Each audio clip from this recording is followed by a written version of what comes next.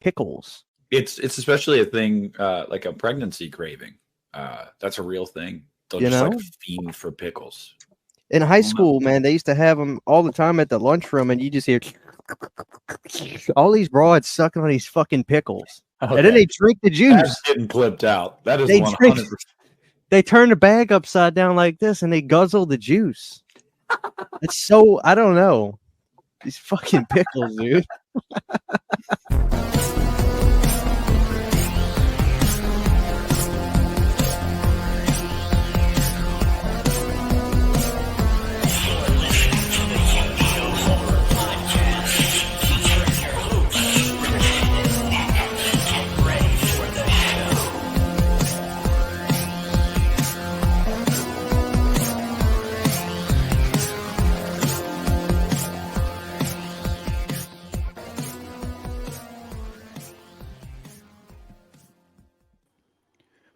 Hey now, what's cooking good looking? Christian, I brought my mic closer to my face because I've noticed when I go back and watch the playback on some of our podcast episodes, it being too far away from me makes the audio quality sometimes not as strong. So I'm like, I need to get this right near me. So I hope this is coming in crystal clear. It is. It's also, it gives a more robust kind of sound, you know? Yeah. Doesn't sound like shit's reverberating off the walls. That sounds good. Sounds good. Yeah, so I'm rocking the gutter garbs, Christian. Oh, yeah. Did you get yours yet? Yeah, I got mine yesterday. Okay. Yeah, they're good. That's a good dude that runs that company. He's really nice. There's a lot of competition, man. I've ordered from gutter garbs, but it's been a long time. Long time. He kills me. I'll tell him, I was like, you got to stop, because it's drop after drop after drop, and I'll order something, and then 3 days later he's like, oh, we got Phantasm too. I'm like, God damn, man, you're killing me. And then you got Fright Rags, they're kind of like the biggest. Cavity Colors, but I haven't really bought from them because they're good, but they do this, like, I don't mean to sound disrespectful, but they do like this vomit color thing. Their shirts are always just insane colors on them and very vibrant. And then there's these other companies like Cineslime that I'm digging, and they're tapping into like this retro vintage thing, and like I think it's either Cineslime or another company. I forget which one it is, but there's a niche market that does stuff that just looks retro, and it's simple. Like there's somebody, I think it's Cineslime, but I could be wrong. It's a Weekend at Bernie's drop, and it's literally an old looking Hanes sweatshirt that has Weekend at Bernie's embroidered on the chest, and then there's a corduroy hat that has Weekends at Bernie's on it. And I look at it, I'm like, fuck, I want all of it. But it's just, there's so much competition with those shirt companies and clothing companies, and it's so tough. Terror Threads is really good. TerrorThreads.com is really good. Yeah, I mean, we've talked about this before back with Rockabilia, Rockabilia. I can't remember exactly. They used to have magazines. I used to get like the magazine. Do you know what I'm talking about? I do remember Rockabilia. Yeah, and you could order you could order shirts and shit. And I used to order shirts. Yep. I used to go there. I used to go to horrormerch.com, TCM Shop, which doesn't just sell TCM stuff, ironically enough. That's just about to ask. And I used to go to 80stees.com. That was like 2010, 2009. I used to go on that website. And I feel like they're kind of like the E-Bombs world of clothing. Like, they were huge, and now it's just like you look back on it, fun memories, but you never go there anymore. So it's changing. They said they're bringing Toys R Us back, but like, I look online and like it's just like it's like a corner in a Macy's. Like, I saw somebody on TikTok maybe like a month ago. They went to Toys R Us, and it literally, like, it's in a Macy's store. It's not like its own store. It's like just a section in the store in the mall. And it was, I mean, it was nothing special, but I don't know. Like, I'd rather not have it back if that's what it's gonna be, because at this point, when I go to the mall, it's very few and far between especially now that my FYE is shut down. I used to love my FYE, and they didn't even go out. That's the crazy thing. My FYE didn't even shut down because of like it was losing money. Like they got basically booted out of there because they doubled the rent on them, and they're like, well, we can't afford that. Because I would talk to the manager on Facebook like after they left. I was like, what happened? I thought you guys were doing good because this was it was a huge FYE. They had everything. He's like, dude, they doubled the rent on us. Like we could come back, but I don't think we are. We could come in another location, but it's But I don't go to malls that much anymore, man. It's kind of depressing when you go in them now. Like mine, it's literally closed up shops in them. It's probably like 35-40% in use, and the other is like 60% is like it's sad because it's literally the gates are down on these stores and it says like closed. Oh, dude, it's just depressing. Yeah, but depressing. I mean, malls have been dying for years now. I was surprised some of them have lasted as long as they did. I mean, you just don't see people going out to them anymore. I think the only time of year you're going to go to the mall and see it actually somewhat busy is Christmas time. But even then, most of the shit's just gone online. I mean, we order a lot of stuff online. So, it's just kind of like what people are doing in the convenience of your own home, man. You don't have to go anywhere. But I agree. I hate it because going to the mall is really fun. And yeah, when I went to that Suncoast at a mall that's near my house like 2 months ago, shout out Mark. He was Saturn Video. He was like, I think there's only like 3 Suncoast left in the US, like 2 or 3. And I looked it up and I was like, holy shit, you're right. And one of them's in my backyard. But even then, man, it's like combined with I can't remember what store it was combined with.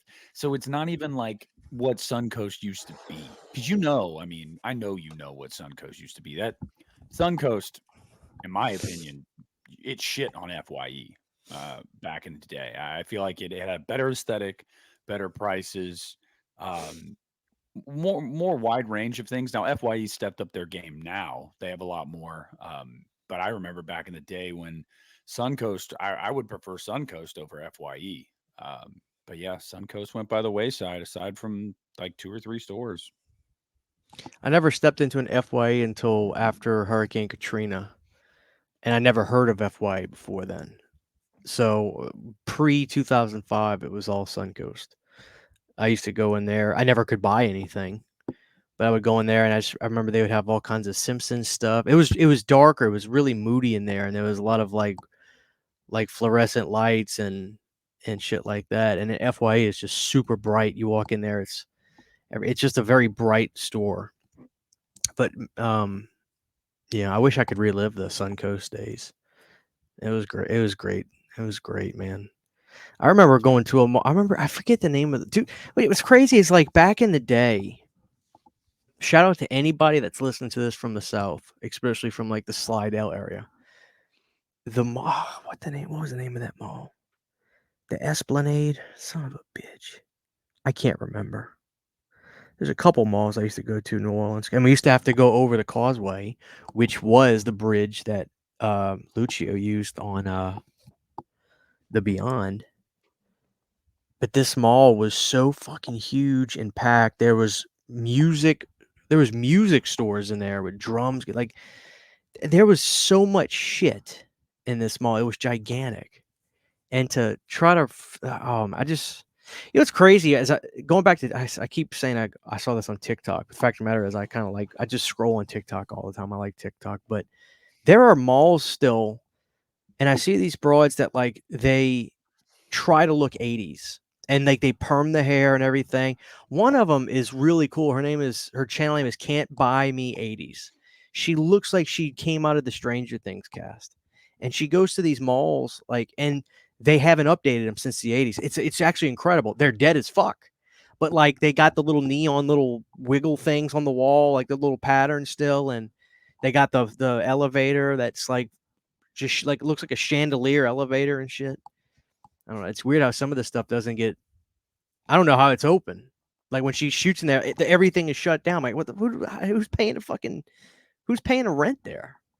And I don't know. I'm getting off topic, but Probably some rich asshole owned the building or whatever. Doesn't especially that's cool. I didn't even really know stuff like that existed, and now I want to like find a mall that's like trapped in the 80s. well, what happens when they finally shut these things down? What do you think? What do you think they should do with the buildings? Not what do you think will happen? What do you think they should do with a mall? Like let's say it gets down to like 5 patrons there, and they're like, you know what, just get out. Like it's over. Like, what do you think they should do with a building like that? I mean, usually they're so big, um, and they're compartmentalized. Obviously, different. Here's a different store. Here's a different store. So there's a lot of walls, a lot of doors, all that kind of shit. I think the only thing if you're not going to tear it down, you make it like a warehouse potentially, factory, um, because what they should do selfishly, especially if the plot of land is already purchased, and obviously you've got this giant ass eyesore of a building that isn't going anywhere, and you're not going to be like, oh, let's put a McDonald's here. No, because it's a big ass building. Um, I don't know. Maybe you just fucking. It's like a time capsule. You just leave that shit. Turn them into prisons. Well, Lock them up. yeah, I mean, you could do that. There is a mall. There's a mall here in Ohio. I'm trying to remember what it is. I'm pretty sure it's in Ohio, and it's been abandoned since the '90s. And but the doors are unlocked. I was watching videos of it the other day. Need to find out exactly where it is because I want to go to it. It's just been abandoned since the '90s. Doors are unlocked. You can go in, walk around, everything. This dude was doing shit in there. He was like, I've come through here before. Like all the decor, everything, none of it's changed since the '90s. Oh yeah, it's fucking shit.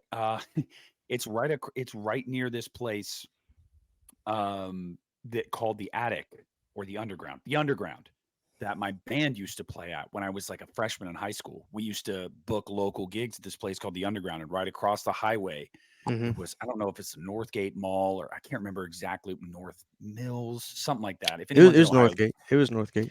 yeah, it was Northgate. But dude, yeah, you can go in there now and just walk around, and it's only like 30 minutes away, so I probably should go there. But I've never actually gone, and I've driven past the mall on the highway many times. So that's selfishly, yeah, just leave those motherfuckers open. Let people go in there, let it be a blast from the past. Well, I do think there is something to be said about leaving places unpreserved and letting nature just have its way with it, because there's such a rush of a feeling when you go into an old abandoned building. There's a sense of danger because it's like, is this shit gonna fall on me? But the surrealism of the surrealism of nature taking its course in an unkept building for 20 years. The look of it is just, you get goosebumps every time you go in it. There's this weird smell, and yeah, I'm just going back to the school that I'm thinking about. But there are other places I've been to as well, So, and maybe just leave them alone. Leave them alone. Let them rot. Yeah, I think I told the story on here, so I won't tell the story again. But that place in Mason, Ohio, by Kings Island, called the Peter Cartridge Powder Factory. There was an explosion in the early 1900s. They used to make ammunition there for World War I. There was an explosion. I think like a dozen people died, and it shut down after that. And it lay dormant in my town for damn near 100 years, and so kids would go there. That's the place I told you about when I told the story about seeing those motherfuckers in like robes and shit at like 3 a.m. when we were coming back from playing a pickup game in Taco Bell's parking lot, because it actually became like a hotbed for like Right. that kind of activity. And it's out there. It's out there. I explored that place. I explored it with my ex-wife. One day we walked through it. We took pictures. It was really cool. Actually, oh no shit. All right. Funny enough, I didn't even think about it until just now. This is kind of perfect timing because this was sitting on the windowsill, and she put it on the windowsill years ago, and I've never touched it. This is a piece of the glass from one of the windows. You can see like metal in there too. She took it out of one of the broken windows when we were in there. This is from the powder factory, and she thought it'd be like a cool memento because we'd only been dating for a couple weeks. But yeah, this is from the powder factory. One of the times I went through there, and they've now turned it into gentrified luxury apartments. So after 100 years, they decided let's just turn it into luxury apartments. So it's gotten like it's one of those old buildings and they really didn't mess with the structural integrity of the building. Like it still looks like old and weird, but there's these really nice luxury apartments now. And I've actually never been out that way since they made them apartments. That was about 3 years ago when they did that. I've still never been out that way since. Oh, I'll be down. Well, I don't agree with it. But what do you mean you don't agree with it? I just think, I mean, that's a historical landmark. You know? Oh, you mean they should have left it alone? Yeah, you leave it alone. Yeah. Or I don't know. It's a process to get stuff recognized as historical landmarks, I think, right? Like you have to go through city council, get signatures off on that kind of stuff. I think it has to have been there for like 100 years as well. I don't know all the criteria it has to meet. But I mean, the powder factory met that criteria. Dude, there's tunnels underground the powder factory where they, during the war, with fear of like, you mean like a bunker? Yeah, no, it's tunnels where they could transport the ammunition out of fear, I believe, that if they ever got like bombarded or whatever and somebody came to take all the shit they were making for the military, so they would transport shit through tunnels underground. Yeah. Oh, wow. Yep. What happened to the tunnels? Did they fill it with cement? I don't know. I'll tell you the truth. When Brooke and I went through there, you didn't want to go. I didn't see a way to like go. I mean, this place is huge, dude. All you got to do is look it up on your phone and you'll see. But I didn't want to go. I didn't want to try to find a way down lower. I was already kind of sketched out about. We made it all the way up to the roof and we took pictures like on the roof. But I mean, just for reference, I'll just show you really quick the facade of it outside because I love this kind of stuff. It's bigger than Peter Cartridge. Oh my God! When you search it now, it says Peter Cartridge Apartments. Fuck out of here. They kept the name for him on the apartments. Yeah, I guess so. Because you search Peter Cartridge. Okay, so this is what it looks like. Oh wow! Oh, I thought it was gonna be like a really really tall thing, but it really is. It's a factory. It's got. Yeah, and it's pretty tall. When the part that Brooke and I. That's a weird thing to turn into apartments, like build wise, because they're like long. Wow. Funny enough, right up here on that roof, there's a little shack. You can see it. It's like a 10 shack.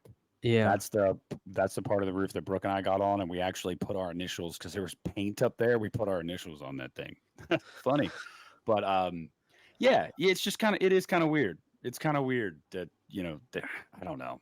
We're going down a rabbit hole, but yeah. I got a question to ask. Maybe you can answer. I see it. It's all over the internet right now. What the fuck is going on with these rappers? The Canadian Degrassi guy. And I mean, I cannot get away from it. I'm assuming you know what I'm talking about. Drake. Yeah, people are saying he's a P word. Yeah, it's. You know what I'm talking about? I vaguely, yeah. I don't really listen to rap, but my brother is like Drake's #1 fan, and he better not admit that. Yeah, I know. So I've been hearing a lot of it secondhand, and I guess the moral of the story is that Drake, I don't know who called out who first, but somebody called out somebody. I think Drake called him out first. And then there was a response, and they're dropping diss tracks back and forth, and it got personal because Drake, yes, does have a very public history of like talking to females that aren't 18 yet. He like famously was texting Millie Bobby Brown when she was 17. And God. Isn't he and, like like, isn't he like 40? Dude, he was Oh, yeah. he was on Degrassi when I was in 8th grade watching that show, and he was playing a high schooler.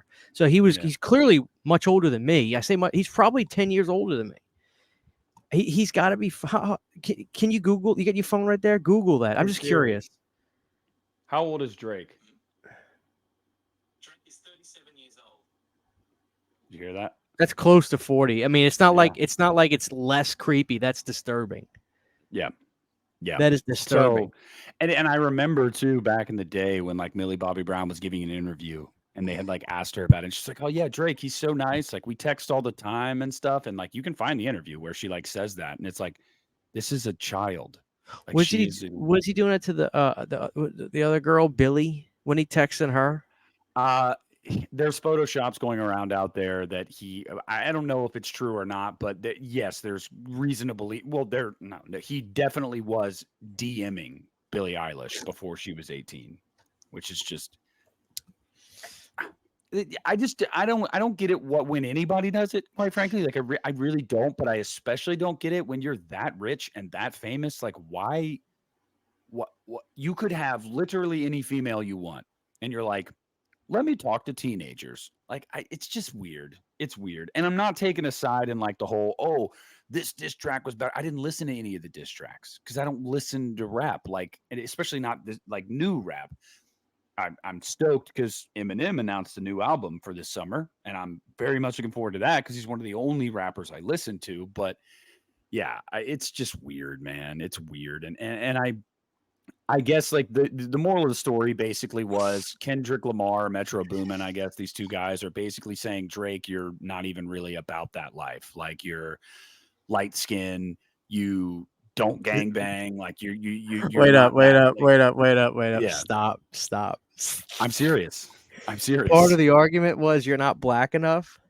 I don't know if they explicitly say that, but yeah, that's what I'm gathering is that basically, yeah. I am so I don't know what the hell's going on with any of this, but I keep seeing these weird TikToks and reels show up that kind of talk about it, but like it's like walking in on a conversation midway, and I just have no idea what the hell it is. So but I'm interested in that. I'm interested in drama like that kind of. I love that stuff. Basically, from what I've gathered, the moral of the story is Drake called out one of those two. And then they called him out basically saying, you're not about that life. You're a fake gangster, basically. Like you're not actually hard. You're soft. Right. And then he said some shit back, and then they got really personal and they were like, you're a fucking P word, basically. So yeah, but I'll have to send you the video on Instagram later tonight, and I will. Because I don't want to say the word, but there was a news broadcast that was talking about a story about like a shooting that happened outside Drake's house the other day, and let's just say when they were talking about it, they were trying to say the rapper Drake, but they didn't say rapper. They said a different R word, and then had to correct themselves on air. But it was like a perfect slip up. They called him a graper. Yeah. Like they said it just like that. The news anchor was like, outside the rapper Drake's house. Oh man. Yeah, dude, it's great. It's great. But yeah, so that's as much as I know. Okay. Yeah, I'm just asking because, the thing about social media now is whatever's popular, whether you're following any accounts that, you can't avoid it. It's like you just see this stuff, and then it's usually interesting enough on the surface to be like, oh, what the hell, what, but it's amazing how many reels of this stuff I can see or posts, but I'm still like, well, what's going on? Somebody explain. Which is my own fault. I should just go to YouTube and type in Drake versus Kendrick beef and try to get like the story. I need to do that. Dude, it was all over my Twitter feed. Yeah, I'm sure. And I'm like, I don't like stuff like this. I've never engaged in this on the algorithm. So like it was literally just like You this can't is all avoid over it. the place. Yeah, Yeah. like don't you want to know what the and I'm like, nah, not really. So yeah, interesting there. But so before we get into the today's topic, I do have to ask, Christian, did you see our buddy Akeem almost got killed by a tornado? I saw that. Now he swears, hey, it was far enough away and it was going in the opposite direction. But I was like, dude, what the hell are you doing? That was pretty badass, though. If I can see it, it's not far enough away. Yeah. Well, I'm like Akeem. I've always been fascinated by that kind of stuff. So I've always said that if I could be at a safe distance, I'd love to watch a tornado. So I was actually envious when I was watching that video. I was like, dude, I've never been able to see a tornado like that. But I was messaging him. I was like, dude, what are you doing? He's like, we're out here shooting something. And it was just kind of like off in the distance. So I snagged a video of it. And I'm like, bro, don't die. Like, damn. But I mean, that shit looks straight out of a movie. Oh, it's terrifying. I hate tornadoes passionately. Hate them. That's my biggest fear. Oh, dude, especially when we get the warnings. Oh, Sydney freaks out, and she'll keep saying, Chris, we got a warning." I'm like, "Okay, what do you want me to do?" She won't answer me because there's nothing I can do, but she won't leave me alone. She freaks out. Am Do I you have a getting it basement? up?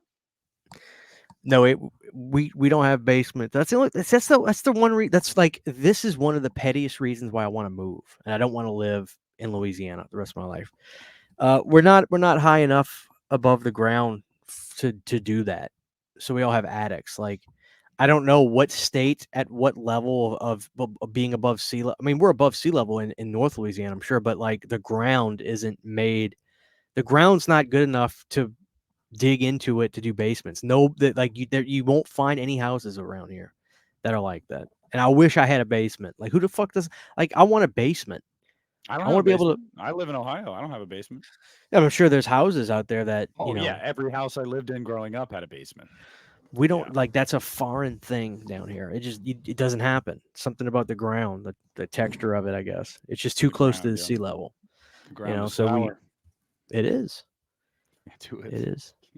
I saw today. So if for the people that are not keeping score at home, yesterday or day before yesterday, I'm just gonna say they in terms of every media site because I don't remember who broke it first, but they said A24 was pulling out of Friday the show.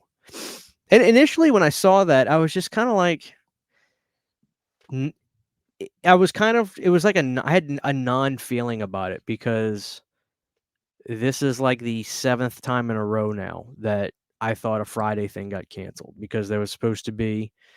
I didn't know this till like last year that there was a show that was going to be that was being produced in 2015 or 17 for the CW, and I might have heard it, but I didn't take it at face value until Jason Parker put out an article. Like I don't remember when, but they legitimately had designs for Jason made. Like the production team and effects team was working on it.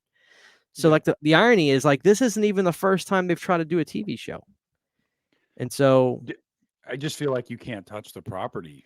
Like I it's really don't cursed. think you can. Yeah. It's cursed.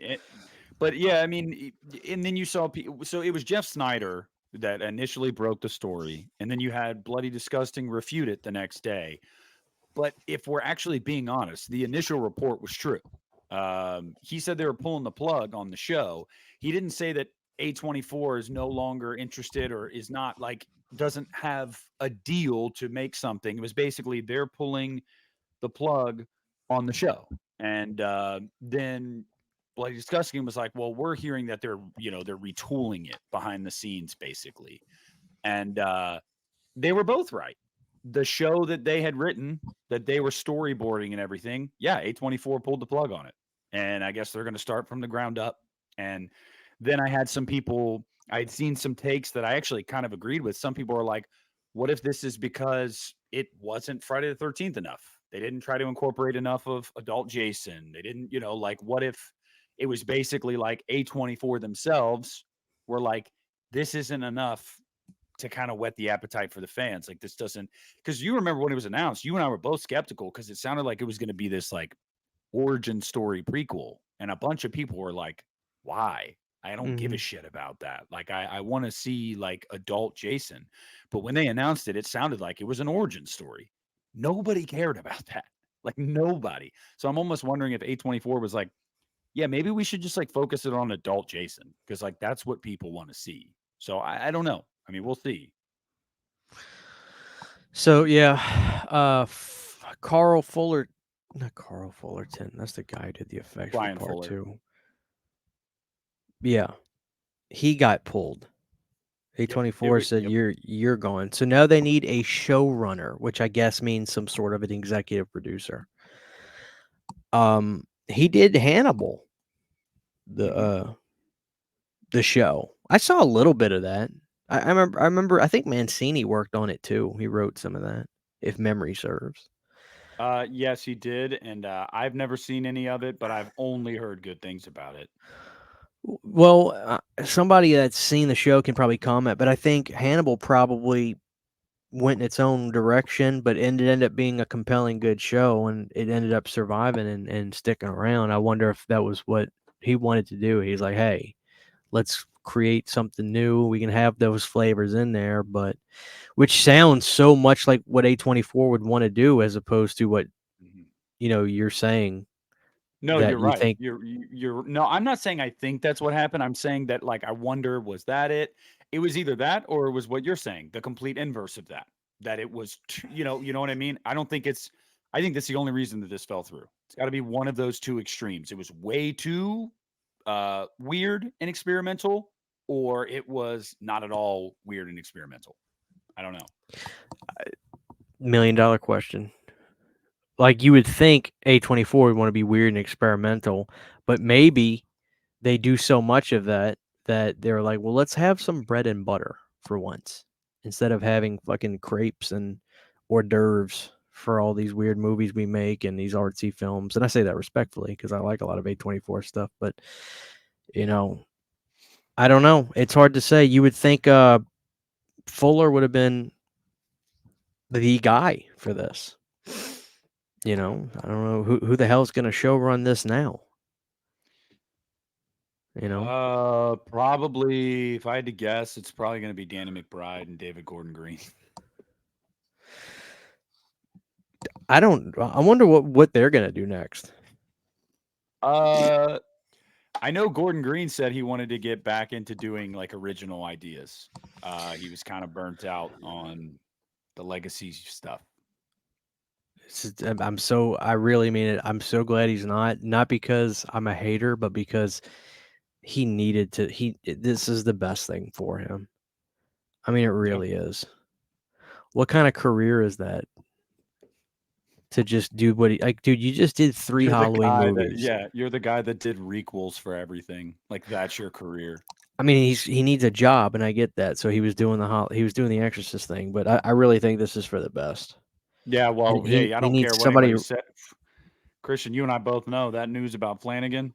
Fuck yeah, give me that all day. Is that confirmed, or is that just it is confirmed yet that he is in talks? Which look, if he's in talks, what Deadline Hollywood reported it, Variety reported it, all the notable Bloody Disgusting reported it. They all reported this is real.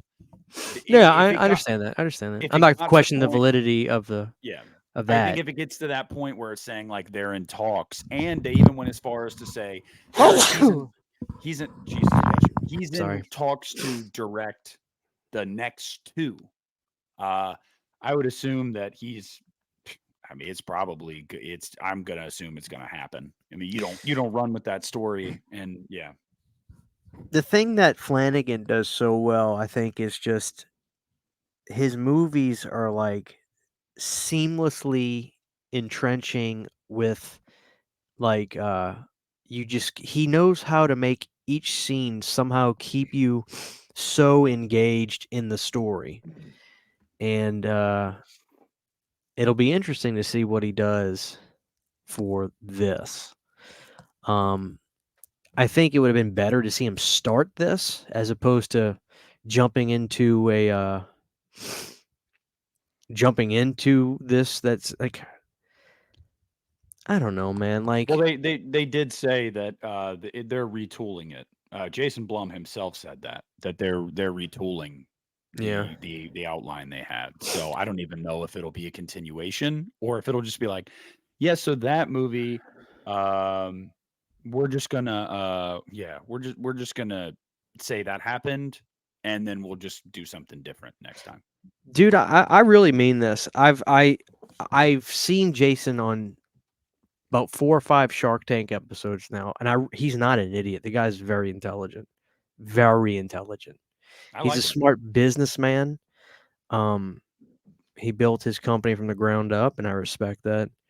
I do fear for the future of Blumhouse's reputation, quite frankly, if I'm just being honest. I don't think this has been a ballpark year for them, review-wise, which I think in the long run is not good.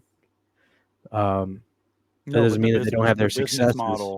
the business model is sustainable. I mean, It they're is only sus- pumped. it is Yeah, sustainable, absolutely. But I mean, I don't know. I think they have. I think all these companies have their windows, and I think what we're about to come into right now is the IFC Shutter window. I think Late Night with the Devil was a smash success for what it was, budget wise, and all that sort of thing. I think it's going to be really big when it hits home video.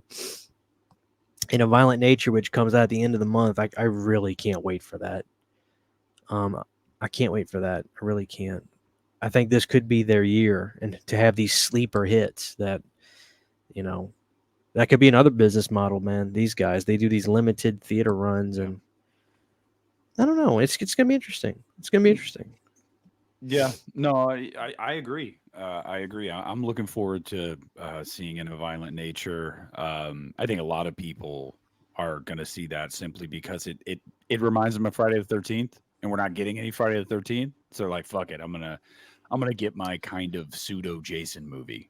Dude, it looks like it was legitimately made 40 years ago too. It's like Mhm. I think we're getting out of this retro vibe and we're going to this pseudo legitimate thing, which I know is ironic or an oxymoron to say because it very much really is trying to be old school, but it's like it's so entrenched in feeling like that. If you just watched 10, like if I showed you 10 seconds from that trailer, you'd probably think, what year was this? Like, I think it can fool you. I really do. I think it kind of fools you. It's because they're going so hardcore into making it look and feel a certain way. It's impressive. It's really impressive. So I'm excited about that. Yeah, I saw the trailer when I actually went to see Late Night with the Devil, and I had heard a word about it, and then I saw the trailer, and I was like, oh damn. That's Speaking of Jason. which, That's yeah, I know, Jason that's what Lives. I think it's Jason. Next week I'll be in theater for The Strangers Chapter 1. I have no idea. I don't even have. I'll be honest with you, Christian. It's not that anything about this movie has not been. It's not that it doesn't look good or anything. I just am so I about know it. you You feel. know what I I know mean? exactly. I'll tell you why you feel. This announcing you're going to do 3 movies is stupid. Not because we don't want to see them more if it's good, but it takes the wind out of your sails as a fan. I mean, come on. Like, you know, there's going to be one right after this. So where's the stakes in this? Like, why announce to the audience you're going to do 3? What? Yeah, like the And lead they're actress, taking it. guys. They're She's taking it not a gonna step die. further. They're taking it a step further. It's chapter 1. Mhm. Like, I know people feel this way. I know they do because I get it all the time. Christian, I agree. I agree. You're right. Like, it's like that. You can make 3, but don't announce it to us because it literally, it's like it's just taking the wind out of our sails. Where's the levity in this movie? There's none. Chapter 1. Fuck. You know, I mean, it doesn't mean it's not going to be an entertaining movie, but it feels cheap when you do that. It feels cheap. Are you going to You see know, it? I'm sure I will. I mean, it's worth just seeing it, I guess, just to give me some content to review. So, I mean, I probably will, but I'm with you. I'm really, it's just, I'm not like, oh my God, like I'm way more excited about the nature movie. But yeah, I'm gonna go see it. Yeah, guys, the nature movie. Take your kids. It's all about nature. It's gonna be really exciting. I also saw today that movie is unrated. It couldn't Oh, get I'm an sure R it is. rating. So yeah. Good. What else? What else did I hear news wise? Oh, they moved Terrifier 3. I say they moved. They're putting it out in October. Thank God. I don't know about It you, was dude. Like it was always October, but they had it listed for October 25th, and they moved that it make up to the you know 11th. what? That makes me wonder, is it an actual Christmas horror movie then? Or is this a I prob- trick? it's I don't I think it's going to take place around Christmas time. Yes. What if like The it's just a act little bit of it that takes place around Christmas? Yeah, I wouldn't be surprised. I mean, I know the reason that they moved it though was out of fear of competition, because I think the third Venom movie was scheduled to come out at the same time, and they were like, "Oh, we're gonna get buried by Venom." Really? You think they So, think like why would oh no, yes, is that the studios. same audience? I love both. So yeah, I would have. Yeah. Now myself, I would have probably seen both on like the same day or at least the same weekend. But yeah. So I mean, but it's really just more about you don't want to even if it's counter programming, like even if it's like oh Paw Patrol and Saw, like you don't want to come out the same weekend as something Yeah. very big Yeah. because a lot of people are going to go see the thing that is very popular first. Right. And then maybe they go, I just went to the movies. I don't want to go again. And then you're just kind of like left like, wow, shit. So, yeah, I mean, I'm excited for it though. And I do think it's a smart idea. That gives you 3 weeks in October to rake in money. Like you release it the last week of October, people in a week are going to be kind of burnt out, man, on because Halloween's over. Yeah. You know? Oh yeah, I agree. I think I'm just excited because like I kind of want to go see. I don't want to see that in December, man. It's December. Like give me a break, you know. So Yeah. I'm so glad it's coming out in October. I really am. Yeah, me too. But guys, we're like 40 minutes into this and we have not even started talking about the topic. The topic today is the Italian horror, super Yeah, show, bloodbath, whatever you want to call it. that's right. Let me preface by saying Christian's pretty much going to take the reins here in as far as giving you, the viewer or listener, and me info on some of these movies, on some of them that I still haven't seen yet that are probably deeper cuts. I had been talking to Saturn Video, Mark, I've been talking to Jaden, and they were telling me about ones that I hadn't even seen. And they weren't like Christian gave me a few that he was like, you need to check this one out. You have to check this. I checked out every single one that he had told me, you got to check this one out. So I did. But there were more that were like, Opera was one that Jaden and Mark were like, they both really liked that one. So yeah, this is kind of a learning experience for me too, but I'm excited to share my thoughts on this subgenre as a whole and what I thought of the ones I watched and some of my questions and everything. So Christian, I'll just open it up right now, briefly talking about the one that you've been waiting for me to watch for a long time, The Beyond. Now I texted you after I watched The Beyond and I was like, I dug it. My issue was like, I just didn't feel like there was much of a coherent plot there. And Christian's reply to me was, yeah, Fulci doesn't do coherent plot. That's just Right. not his thing. He said Italian horror movies are nightmares. That's the point. And as I watched more of them, I was like, that is totally the fucking case. Like it's literally like, what gag can we use to gross people out in this scene now? Yeah. It's less about what's actually happening in the periphery and more about like, oh, look how fucking nasty this is. As far as The Beyond goes, probably one of the better ones I watched out of the ones I watched. The ending was really fucking weird, like super weird. But I had posted about this on Instagram, so everybody's aware, and Christian obviously knows. Yeah. That spider scene, dude, one of the worst things I have ever watched. And it's because they were real spiders. Right. And Yeah, and it was so elongated. And it was so grotesque and up close and personal. And the shots underneath where they would have it would be glass, and you were looking at the abdomens of the spiders and stuff. It grossed me the fuck out. And when that spider went in dude's mouth to bite out his tongue, I was like, oh Dude. my God. I'm trying to. The thing about those movies too is I think when they came to America, I don't know that they screened much at theaters, maybe grindhouse type theaters, but I'm trying to remember. I really need to research if when they hit VHS and things like that, if they were unrated. I don't know, but the Beyond to me is I think it's Lucio. Here's the thing about Lucio.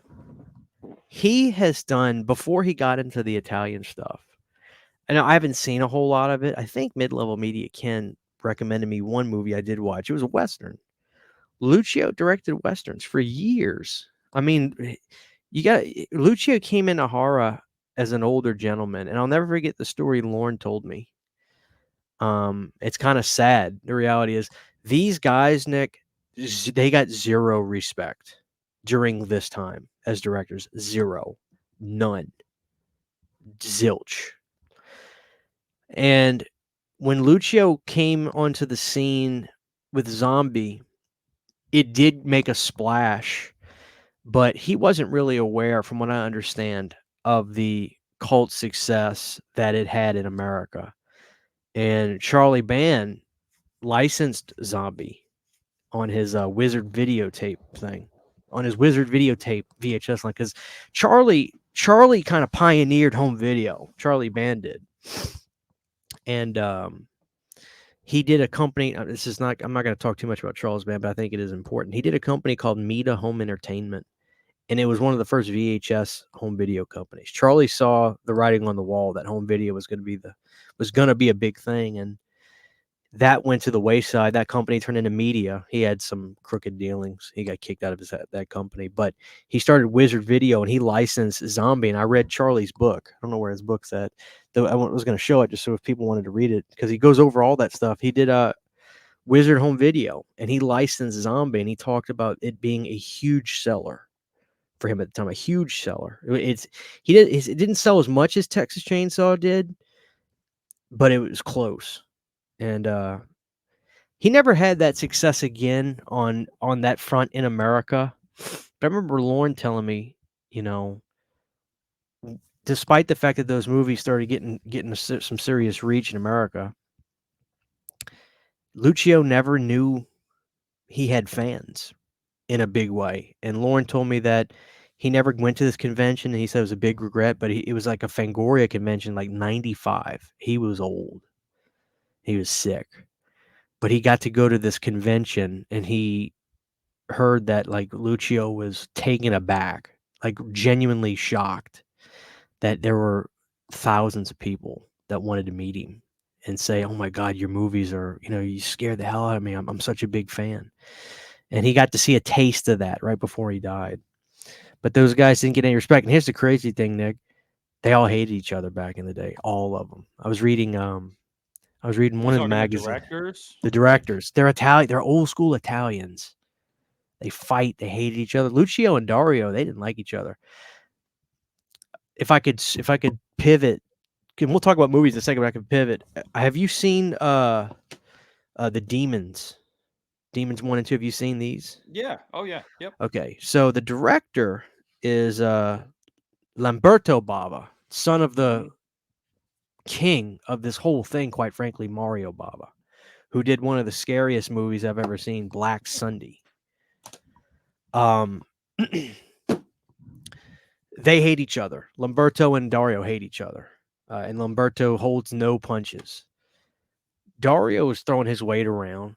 He produced the Demons films. His name, if you look at the home video releases, if you look at most releases, it'll say Dario Argento presents. Kind of like after Scream, everybody wanted Wes Craven's name over everything. Wes Craven presents Wishmaster. Wes Craven presents Dracula 2000. All that shit. I say shit. I kind of like Wishmaster, quite frankly, but Dario would go on press junkets after Demons came out and just basically say, "Oh, this is my movie." I mean, Lamberto didn't really have the chops. I had to come in and do this, and Lamberto was pissed. He was furious. He was like, "This is bullshit. I don't know what this guy's fucking problem is." I directed these movies, blah blah blah. So they were fighting in the press. I wish I wish I would have had the foresight to grab that magazine that I read this about, because till this very day, Dario will, because Dario's still alive. Dario still will not talk good about Lamberto. They all hated each other. They came together. Dario and Fulci were gonna work together in the 90s, the early 90s. As a matter of fact, with George Romero too. I'll talk about that movie in a minute. It's called Two Evil Eyes. It's a sensational little film anthology movie. But yeah, they all hated each other. They were old school Italians. They didn't get along, and they talked aggressive. Like I've listened to some commentaries with Dario on some old Blu-ray releases of movies, and he sounds pissed. Like those old Italian guys, they just sound angry the whole time, like them German people. German language just sounds naturally mad. Yeah. But going back to the Beyond, the thing about the Beyond, I remember the first time I watched it, the very opening scene, I was just like, I don't know about this. Like, what is this? Kind of seems like it's like this old weird period piece thing. What? But once that broad gets to that plantation house, there's a scene where I don't know if that was like it's been probably about 6-7 months since I've seen it. So the visuals are, because it's so nightmarish, I really don't remember the actual architectural status of what the movie was. But there are moments where she's looking like these little water pits, and these bodies float. They just come straight out of that water. There's a moment in the first, this body just goes, whoosh, it comes straight out. That's what I'm talking about when I say like this nightmarish aesthetic that Lucio did. Dario is much more of a craven type, where Lucio is much more of like a actually, I really don't know if I would say craven. I would almost say a little bit. No, I'd say craven. Dario kind of has like this. He's a little bit more sensual, where Lucio is fucking, more blood, all that shit. But visually, that stuff haunted me in the Beyond. Just haunted me. And there's a scene in the Beyond, and this is where I say it's nightmarish. There's a scene where they're at some building, and the kid's looking in this room, and there's a part of the movie where this person's on the ground, and this sulfuric acid cup starts dripping on the face, and the face is melting. And the kid looks at it, he's in shock. And I feel like there are moments in Lucio's movies where he likes to give you the point of view of the child. And I think that's how he connects the nightmarish feels and sensibilities to his movies. Because as kids, I was a morbid kid. I used to always think about, I would look at people, and sometimes I could just imagine the most grotesque shit. And I almost wonder if that was how Lucio was connecting his sensibility of his movies, especially in House by the Cemetery, which we could talk about that in a few minutes. Because I think you said you saw that, right? You saw House by the Cemetery. Okay, well, hold your thoughts on that. But yeah, I think The Beyond is a movie that definitely betters with each viewing. And you're right, the movies don't have a linear storytelling about them. It's very much like liquor. You have to acquire a taste. And I got a funny story I could tell you. I think you might have heard the story before. I don't know if you have. When I met Sydney, for some reason, she had seen Suspiria. Okay, she had seen that movie. I don't know why or how. I guess maybe one of her relatives saw it. I had gotten into horror maybe 6 months to a year before we started. Probably not. It's probably 2 or 3 actually. But I was very basic, Nick. I was Halloween, Friday, Nightmare, Reanimator. I had seen, the mainstays, and I had seen a couple of the 80s stuff. Like, I don't even know if I had seen Ghoulies by this point. Maybe I had. But my point is, Sydney bought me Suspiria. As a matter of fact, she's got me I kept it. I still have it. It's the way out of print Blue Underground DVD release. It's a great release. It's actually a collector's item now. But she got this for me basically when it came out. Nick, we got there and Sydney's like, I love this movie. You're gonna love the music, Christian. It's about this girl. She goes to this ballerina school and it's really creepy. It's ghost-like. Nick, 15 minutes in, I'm thinking to myself, I fucking hate it. This is terrible. It's like the mouths aren't even lining up with the voices. And I remember Sydney was really upset with me. She's like, you don't know what you're talking about. I was like, this ain't for me. This ain't for me. I don't like it. I don't like it. And I'm wondering how you feel when you started watching these movies. I think you might have commented on this when you first saw New York Ripper, but that voicing, the ADR, dude, it is. Some people may tell you, oh, don't worry about it. Don't worry about it. No. The reality is you have to. It's a hurdle. It is a hurdle. You get used to it and you get over it. But, dude, it really fucked with me trying to watch those movies. I mean, it really did. And I was like, I can't watch this shit if the voices and if it's ADR. I can't. It's way too cringy is not the right word, but like it sucked me right out of the movie. It just did. I'm wondering if you felt the same way watching some of these movies, or how did you feel realizing, oh shit, this is all ADR? Because a lot of those movies, Nick, they didn't even record to save money. They didn't record audio. They didn't record it while filming some of those movies, so they knew it was all ADR. So I mean, how did you feel getting into that? Was that a big hurdle? So it depends on the movie. Like for example, with Zombie, I don't know if I could say I didn't notice, but I don't know if I really did notice. Like I feel like maybe there was a time or two when I'm watching it where I was like, oh, that's kind of weird. But like you already said that, like Zombie was Fulci's like his coming out party basically in the States. Like that's the one that he's revered for. So it makes sense that like maybe everything going on in that movie was enough to distract me from noticing that really. But then there were some where it was really noticeable. And the one I think that was the most noticeable was House by the Cemetery. There's a lot of bad ADR in that movie. Now, having said that, I also think part of that is simply because when you have a kid, not center focused in the story, but kind of like that ADR with kids is always weird. And like the voice just did not look like the voice for that kid. It's a pretty big joke in the horror. It's the Italian horror fandom. Like it's looked at as like like people laugh at it. It's laughably bad, that kid's voice over work. Okay, cool. I just wanted to make it's a known joke. It is a known joke. People laugh at it. People love House by the Cemetery, but yeah, it's every scene where the kid's not in there, not saying anything is the better of the scenes, quite frankly. But yeah, so some of them, some of the movies, it didn't really bother me. Some of them it was quite noticeable. And I think that at the end of the day, though, the thing that I kept like kind of latching onto was like, man, these movies are really like, it's almost like I had been I'd grown to expect, okay, they're building me up for the next like truly gross out moment.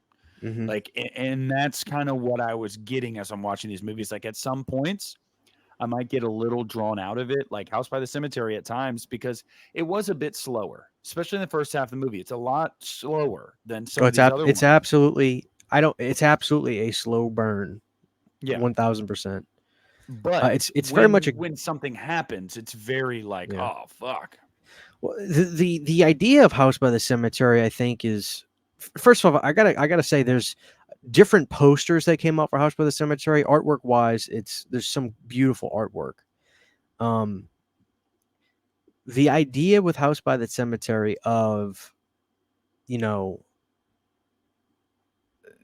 fucking gravestone when she rips off that rug in the living room. There's something Mhm. about that gave a chill down my spine when I watched it for the first time. Because I refuse to watch Italian horror anyway, but the lights have to be fucking blacked out. The room has to be pitch black, TV on, and I can't have my phone on me. Because the thing about those Italian horror films, and I'm just being real because I know people can and will relate to this stuff. The second you're in a slow moment of some of these movies, and Italian horror movies absolutely have them, you want to grab that phone, it'll be hard to put it down after that. And that's just reality. So some of those movies you have to really just let the movie envelop. And I can't remember who did the music for House by the Cemetery. I don't think it was Goblin. I don't think it was. It was Walter Rosati did the music. But I tell you, House by the Cemetery is revered by many to be this, by many that this is Lucio's best. I'd say there's about 30% of the Lucio fans that will say this is his best movie. And I think the reason they say that is because it is a great ending. It's also a movie that is not this extremely over the top blood and guts movie, and it's very much atmosphere, which I do think he sets up well. He does. And I always like to give credit where it's due. Lauren had told me, Christian, the movie is through the eyes of the kid. That's where you can get that real sense of surreal nightmareisms. It's think of the movie as through the perspective of the child. And that makes the ending scene, I swear to God, before I saw this movie, before I heard of this movie, I have dreamt of Dr. Freudstein. And he's, whatever this thing is, it's like this non-person with this, almost like a Slender Man, weird petrified face that he has. It's terrifying. And he kind of globs, like in the end when he's trying to get the kid. It's like a zombie, but it's also like it's like almost it's like a non-enthusiastic tar man. That's right. what I thought of. I thought of Tarman. I was like, But there's like Tarman. but there's no enthusiasm. There's no it's just it's like he's really heavy. And that movement is, dude, it got me the first watch, because it did take me back to when I was a kid, and the simplicity of climbing the ladder and just somebody trying to pull you down, and then sealing Dr. Freudstein down there when they get, spoiler alert, guys. But it is a movie that it's all atmosphere. And when it comes to movies like that, it's weird, right? Because you can have people. Atmosphere is an interesting thing, Nick. I think you'll agree with this, dude. Sometimes it just doesn't. It's like a puzzle piece for people, and sometimes you've got the two little round pieces, and the puzzle piece is one, and it's either gonna snap right in and connect with you, or it's not. I mean, atmosphere is an interesting thing. That's why some people can say, "Oh, it's a slow burn, but it's really good," or other people say it's just fucking boring. Yeah, So there's people that think this movie's just boring, and they're not wrong, because that's how it is for them. It's not that they're not getting it. I don't like when people say that, because it's like, don't that's pretentious as fuck when people say that. Don't insult my intelligence. Yeah. It's like, no, I get it. It's just you're right about atmosphere. There oftentimes you'll find that like movies will really try sometimes. Like they'll really try to bring this atmosphere to front and center, to permeate throughout the whole movie, and it's just not working. It's just, there's just something about it where you're just like, this just doesn't jive like with the storytelling or the performances I'm getting or whatever. But you're right with House by the Cemetery.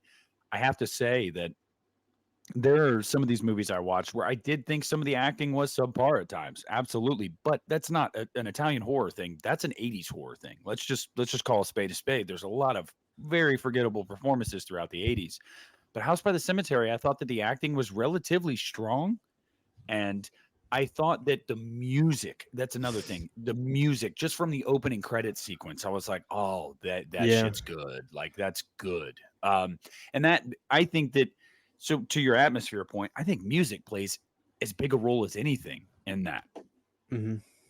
Especially in this category. I mean, I would say it's probably top 3 most important things. I'm trying to remember the music from House by the Cemetery. I do remember. I do remember it is a key, obviously the biggest key element. But I'm trying to remember if it does have this kind of whimsical, creepy nature to it that would Well, I actually don't aid know. with the thought of it being from the kid's point of view, the way it sounds. I'd have to listen to the Well, music. hold on. I did post to my Instagram story just real quick, so maybe we can hear.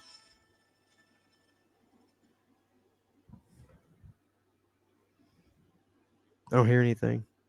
It may not be loud enough. Your noise gate on your from StreamYard is killing it. It kind of Is it it's like organ based? It's like organ. Okay, yeah.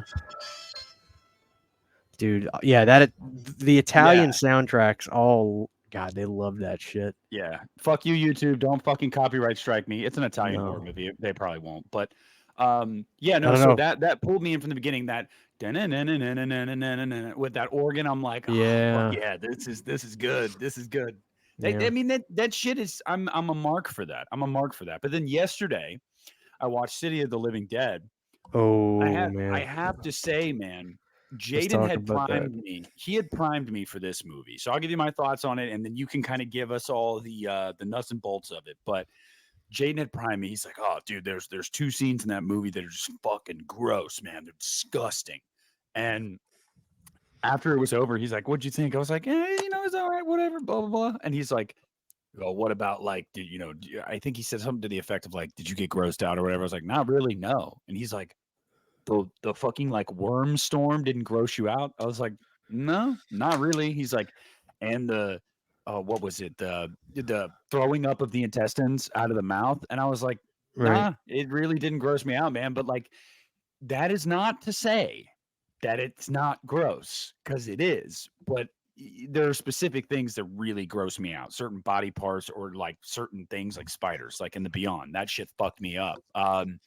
But there was one sequence in this movie that and I don't think you were thinking of this sequence, because you told me there was a really gross sequence in it too. The one sequence in the movie that made me cringe, that I actually was like, while I was watching it, was when she's fucking clawing at the coffin, and you're seeing like she's like ripping off her fingernails and shit. And I'm like, I don't do well with fingernail shit. And that really got me. But I was laughing at the same time because homeboy, he keeps stopping. He's like, someone can scream. Hold on. You're describing my favorite Italian horror movie scene of all time. But that whole sequence, that is literally my favorite horror movie. That is my favorite Italian sequence of all time. I'm not even kidding. I understand why for a lot of reasons, but I do just want to say, like, it made me laugh at times that he kept stopping, but like it also really builds the tension for the viewer, because I'm sitting there thinking he's going to walk away, he's going to leave, and then she stops making noise, and it looks like she's about to pass out, and you're like, no, she's not going to get another scream out, and he's going to walk away. And then finally she gets out one fucking blood curdling scream. And then you're like, oh, okay. And then he's breaking through the fucking coffin, and it almost hits her in the face like 4 times. I was like, dude, this scene is wild. It's the best scene in the movie. Yeah, hands down. Nothing else in the movie grabbed me as much as that did. And like, as you're getting into the third act, and they got all the gross shit, grabbing the back of the heads and like pulling parts of the head off. You see brain coming out. Like, yeah, I get it. It's supposed to be nightmarish and gross, but like nothing affected me like that sequence with her in a coffin, because I have said many times on this podcast, being buried alive, probably my number one fear. That shit is terrifying. So yeah, I really like that one. I agree with a lot of your sentiment. I think the intestine scene is in fact disgusting on 2 levels. The idea of it in itself, and I've said this to you before, but there's a crude nature to Italian gore effects. I don't know if they're using some kind of different prosthesis for what they do. Maybe they have a different solution that they use for blood, but there's just something cruder about it. And yeah, there are scenes here that I do find gross, but I almost appreciate with like there's a point where it's so gross, it's just like, that is impressive. Yeah. But with City of the Living Dead, it took me a few watches. The first time, I sad to say, I actually turned it off before I even got to the funeral scene. I was just like, oh, I don't feel like I'm gonna watch Night of the Creeps. Like I remember that might have even been the movie. I could just turn it off. I think I just got into it. It took me a while, and I want to let people know this because it's kind of vulnerable to admit, but I kept saying to myself, like, I don't have the mental capacity to deal with these movies. I'm way too ADD. Like I need stimulation and I need junk food horror. Like that's what I like, and I know that's what I like. And it literally took me I had to go out and experience other movies and find other stuff that would make me say, "Oh, okay, like my taste is changing. I'm getting like I'm experiencing new things." And sometimes it'll take a certain movie to open you up to be like, "Oh, it's like this veil comes off of you, whether it comes with age or just watching different movies." Because it's not to say that a 16-year-old can't say, "Fuck you, Christian." Like I love these Italian horror movies. Like this is amazing. That's not what I'm saying, but I think it's okay to understand that, sometimes you're not gonna grab onto these things right away, and it just takes experience watching different stuff. Anyway, I'm so long-winded tonight. I apologize, but yeah, City of the Living Dead, I think is another this. So there's a few titles that people consider to be Fulci's best. Zombie, which I consider, I think you as well, I think Zombie is the What best. is the favorite one I've watched? Zombie, The Beyond, Gates of Hell, which is City of the Living Dead, and basically those three, and House by the Cemetery. So there's about 4 movies that people say is best. I think Zombie may be the biggest, but this is another one where people say, I think Pizzow and others say like this is their favorite. It's not really linear, but like does have a somewhat, you understand the story and this evil fucking priest, man. Yeah, he just shows up all the time, like mean mugging. Like Dude, that shit was yeah. wild. Great presence on screen. I don't know the actor's name. I'd hate to have to try to figure it out and sit here, but I mean, I just want to say, like, I'm glad that you like that scene because I was hoping that was going to resonate with you the most because first off, that cemetery, that cemetery to this very day is a legitimately haunting, creepy cemetery. I forget where exactly it was. I think it was somewhere here in the States. I forgot where they filmed a lot of this movie, but I think it's somewhere here in the States. It might have been in like fucking Georgia, Nick. I'm not even kidding. I will find out right now. Keep talking. Yeah. Look this up. Bonaventure Cemetery. Bonaventure Cemetery. That's the name of the cemetery. I don't remember where that is though. Bonaventure Cemetery. It was filmed in New York City and Savannah, Georgia. That's it. I'm right. Yeah, the Georgia Cemetery, the Bonaventure Cemetery. Yeah, it is truly it's a marshy. And the thing about it, Nick, is they have old plots there. I mean, those creepy old, tall, statuesque plots, and there's a couple of those archangel statues they have up there. So it's because if anybody's interested, this is the Cauldron 4K release. Right now there's an Arrow Video 4K, which you could get that if you wanted it, Nick, because this movie on 4K was jaw-droppingly good. This is the American Cauldron's good, but Arrow right now has their version, which you could get off of Orbit or Diabolic if you wanted it. Just saying if you wanted it, but I liked that movie, so I would probably buy that one. the 4K, and I would have to imagine that both versions use the exact same kind of master, but this movie on 4K, holy shit! Because I have the old Blue Underground DVD Blu-ray. It's okay, but I mean, I think they might have used them in Interpositive or something like that, but they got the negative on this 4K, and it is insane how gorgeous it is. But yeah, the cemetery scene, that is one of the scariest fucking things. Just imagine you're walking in a cemetery, paying respects to maybe a loved one, and you just hear this, and then you wonder, are you making yourself hear that? That's what would scare me, because, like I said, I have a morbid mentality about this sort of stuff, and it's not even really like I try to. It just comes into my head. Like if I'm in a cemetery, like I say to myself, what if I just start hearing somebody yelling, but it's muffled because it's under the ground? Oh my god. I would probably do the wrong thing and just keep going. if you could consider that the wrong thing. But yeah, that scene is probably one of the most intensely suspenseful scenes.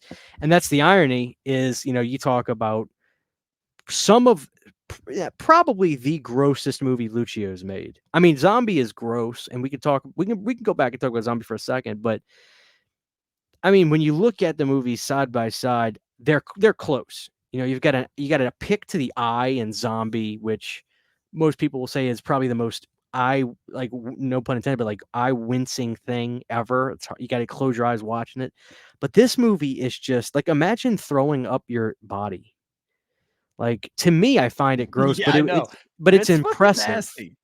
Uh-huh. And like that's where the nightmare fuel is from Fulci. He just doesn't care, But I would like to go back. So we talked about the first movie we talked about was Beyond. I'd love to hear your thoughts, like on a scale of 1 to 10, what you would give a movie like The Beyond. And we'd have to. I'd like to go back down the road and not necessarily do another episode on this, but revisit the ratings you have, because I really think these movies better every time you watch them. We have to do an addendum to this episode because I need to watch some Bava. And I owe Lamberto that or to Mario? Mario. Oh, okay. Lamberto's great. I owe that to some of the viewers. Like I said, a couple people were messaging me like, "Oh, did you watch Bava?" Jaden and Mark particularly. But we do need to do an addendum. Yeah, that's the godfather of this whole thing is Bava. But I mean, like, if I look at The Beyond, I think I gave it 3.5 on Letterboxd, maybe 4. So I'd say it's probably like a 7. Mm-hmm. And I could see that slightly going up over time simply just because of some of the gross out factor. But I got to be honest with you, Christian, and I mean this from the bottom of my heart. I don't think people understand this. It's going to be a while before I watch that movie again because of that spider scene. I mean, like, I wouldn't want you to revisit it too quick anyway. You gotta let them simmer and digest. When I sent you that voice message, I was watching it play out in real time, and that none of that was exaggerated. My brother actually had to close the door because I was annoying him. But like, I was a visceral reaction. Like, my body was like, oh, no. That's how I am with spiders. Realistic looking spiders too. And then when the scene kept fucking getting worse, I was like, as I'm seeing it happen, I'm like, this is terrible. Oh my God. Oh, it's going in his mouth. What the fuck? Like, all of that was legitimate. Yeah. So that one would probably be a 7 for me. City of the Living Dead. Oh, hold on. Which title do you like better? City of the Living? I'm not going to tell you which one I like better. I want to see which one you say. City of the Living Dead or Gates of Hell? What do you think is the better title?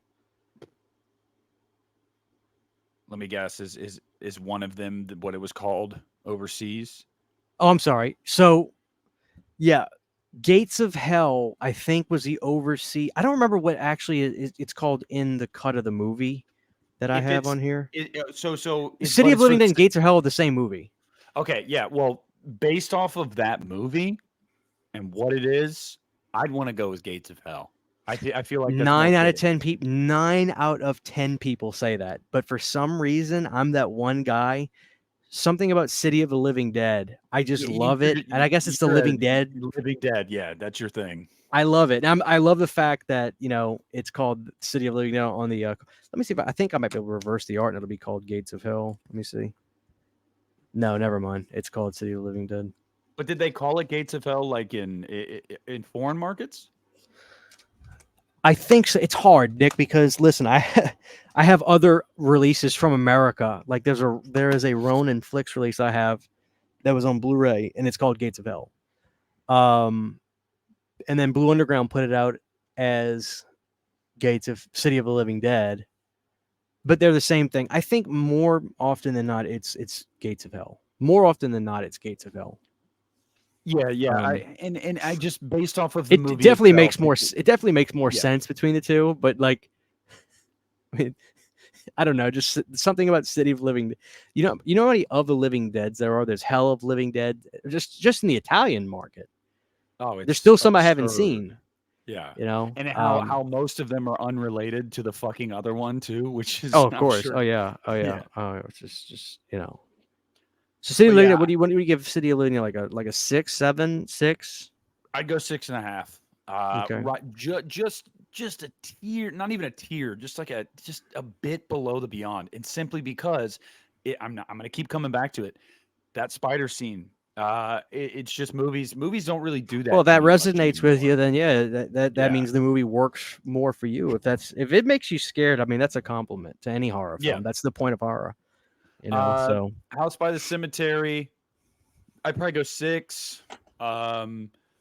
Zombie, I'd give that like a 9. That movie, I think if not 9.5, that movie's think fucking it's awesome. I think Zombie is a 10. And I get shit for this. I am George Romero is my favorite director, but I compare them because there's obviously Zombie is the name of Dawn of the Dead overseas, and Zombie Yep. this is technically Zombie 2 in other markets, or Zombie Flesh Eaters. Zombie is the better movie between this and Dawn of the Dead to me, and this is a perfect 10. Lucio is no one to fuck with. I love Dawn of the Dead, but fucking Zombie, dude. For House by Cemetery, you gave what? Just curious. 6. 6. Okay. 6. No, that's And fair. I agree. I agree with House by the Cemetery for sure. what else did you grab? You said you grabbed movie. What else did you grab? Because from what you've grabbed, I want to see what I've seen. Yeah. Sure. We've talked. You saw this, but I want to reiterate. In the New York Ripper. Yes. This is not a like when you saw this. I know you saw it because you bought it, but I wish this wouldn't have been the first one. I say the first one, but like when you kind of Zombie dove was the into first one I watched. Zombie was the first that's one. true. Well, even so, this would not have been the next Lucio movie I would have had you see. But the thing about the New York Ripper, I want you to realize, Lucio had a lot of pressures from producers and others to get into the slasher genre. This is clearly Lucio's attempt at that. But I feel like Lucio really tried to take... I feel like when you watch New York Ripper, it's almost him saying, okay, if you guys want me to get into this kind of like slasher type subgenre, I'm going to turn it on its fucking head. And I look at this movie as him taking the purity of Donald Duck and the weird quack and stuff. I feel like this is him taking everything pure and just ruining it. From the opening scene of America's Best Friend, the dog, coming up with a fucking hand in its mouth. I mean, he took the purity of so many things we love and just ruined it. I think it's a very movie. It's sadistic, it's offensive. But the scene where, and guys, spoiler alert, but the scene where the guy fingers the girl under the table at the restaurant is one of the most uncomfortable movie scenes I think I've ever seen. Like, people will come up to me and say, like, Christian, like, what do you think about like a movie like Henry Portrait of a Serial Killer? Do you find that hard to watch? My answer is, well, you haven't seen the New York Ripper. Because I would rather watch Henry Portrait of a Serial Killer every day of the week, twice on Sunday, before I say this like it's a bad thing, but before the Ripper. Because to me, the Ripper, I feel like it's like the most begrudgingly, it feels like the most begrudgingly made Lucio Fulci movie of all time. It feels so, he seems like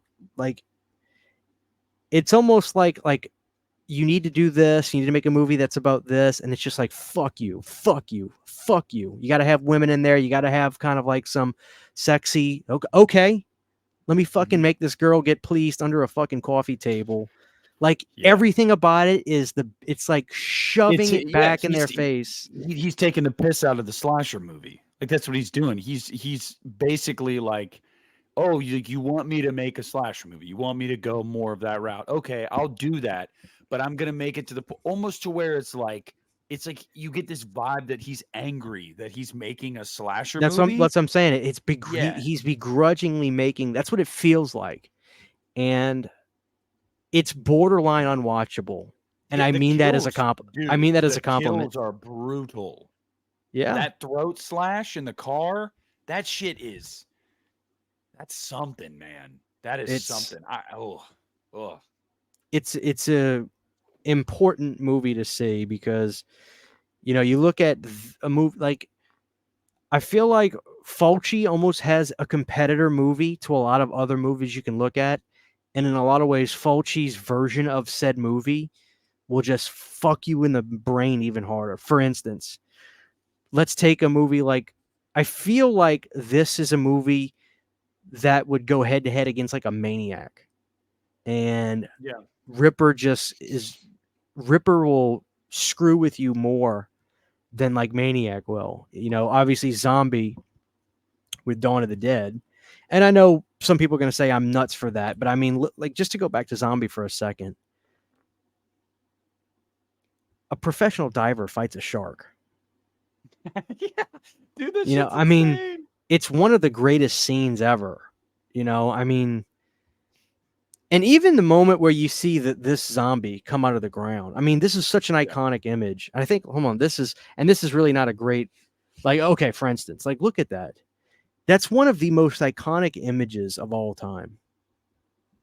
Yeah. I mean, I urge people that think I'm fucking crazy to go back, watch Dawn of the Dead, and then watch Zombie, and tell me if you don't agree with me that they're not close in terms of impact. And because Zombie's great, don't get me wrong. I mean, Dawn of the Dead is amazing. It's a classic film, but Fulci does not. Fulci is the guy that I feel like Fulci is the guy that would be like, hey, we want you to make a movie like Halloween. He's like, okay, you know what? Fuck it, I'll do it. And it would be that close to being as good as it. He's the guy that could, in his own Italian way. We haven't even talked much about Dario yet, but I mean, look, the reality is I'm a Fulci guy. I mean, people are Dario guys, and I love Dario, but I am a Fulci guy because Fulci is a little bit more dirty. He rolls his movies are more rolling your sleeves up. It's a little less turtleneck than Dario. I can Dario, confidently say that from what I've seen, and I haven't seen enough Dario to really fairly, you know, pit the two against each other, but I'm definitely more of a Fulci guy because from what everybody had told me about Italian horror before I started watching it, I was expecting what Fulci brings. I was expecting from what I had heard, oh, this is going to be gross. There's going to be imagery in these movies that they're going to make you queasy.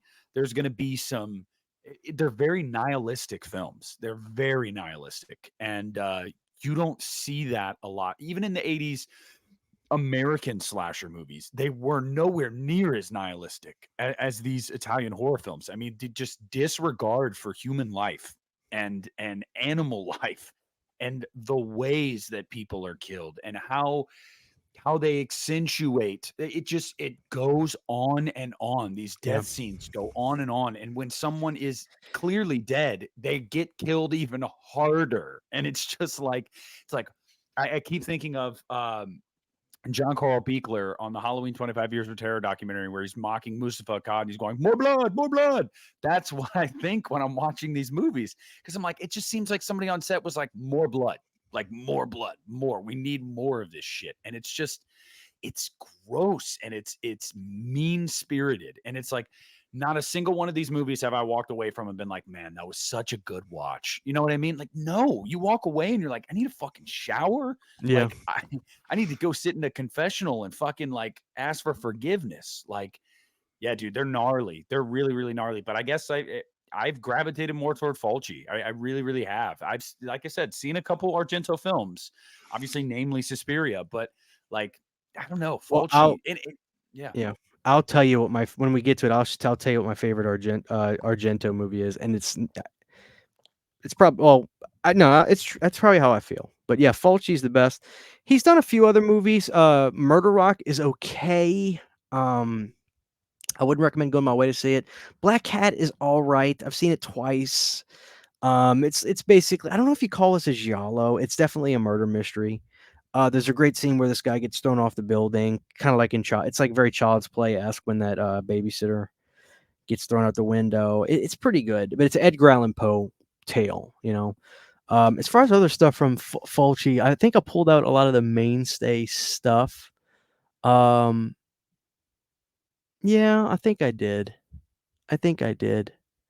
So Really quickly, I want to ask you before you get into Argento, what are I, your I thoughts got on what are your thoughts on Zombie 3? Zombie 3 is okay.